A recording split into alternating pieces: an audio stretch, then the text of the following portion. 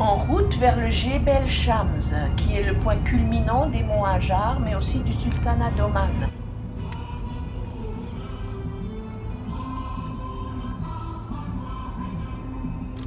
Le Jebel Shams, dominant largement les autres montagnes environnantes des monts Hajar, on peut y voir, comme vous le voyez vous-même là, des canyons impressionnants. C'est la raison pour laquelle il est surnommé le Grand Canyon d'Arabie ou encore le Grand Canyon d'Oman.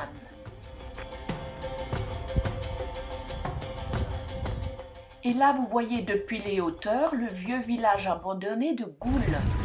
Pourquoi? Parce que nous allons descendre maintenant dans le wadi qui mène à ce village. Là, c'est en 4x4, hein, et ça n'irait pas avec une berline. Ah ah. Oh là là, oh là là. En fait, c'est ce wadi, ou oued, qui est au creux du canyon que nous avons vu tout à l'heure sur les hauteurs. Mais c'est joli, hein.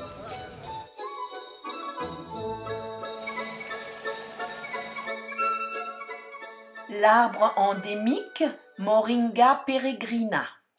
Perché au-dessus de deux larges ravins, le village de Misfat al-Abreyen arbore de magnifiques demeures anciennes, organisées en gradins sur les flancs d'une montagne.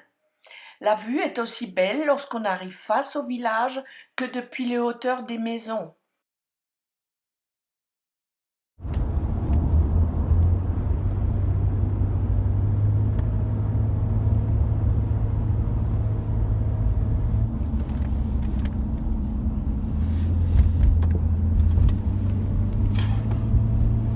Un peu d'humour au premier arrêt à Birkat al-Sharaf pour la vue sur le wadi, justement à 2000 mètres.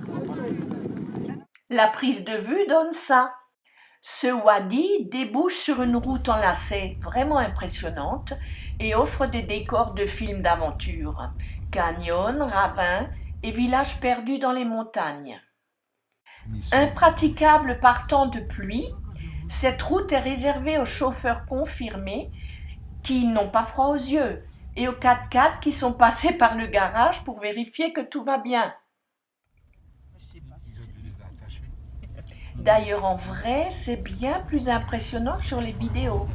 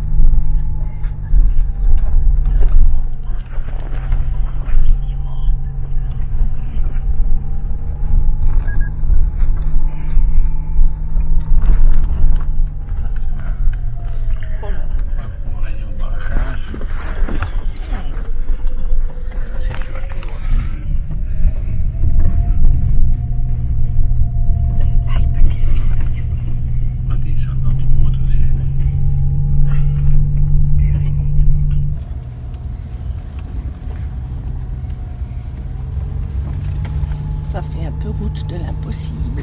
Oui, exactement. S'il pleuvait, ce serait exactement route de l'impossible, absolument.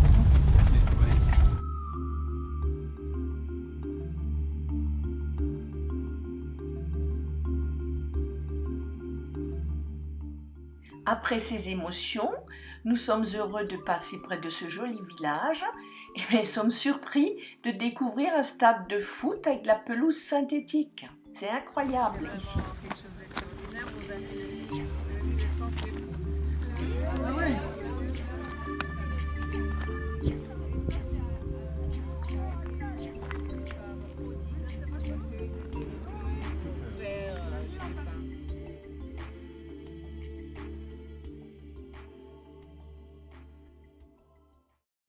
Ah oui, L'appel à la prière.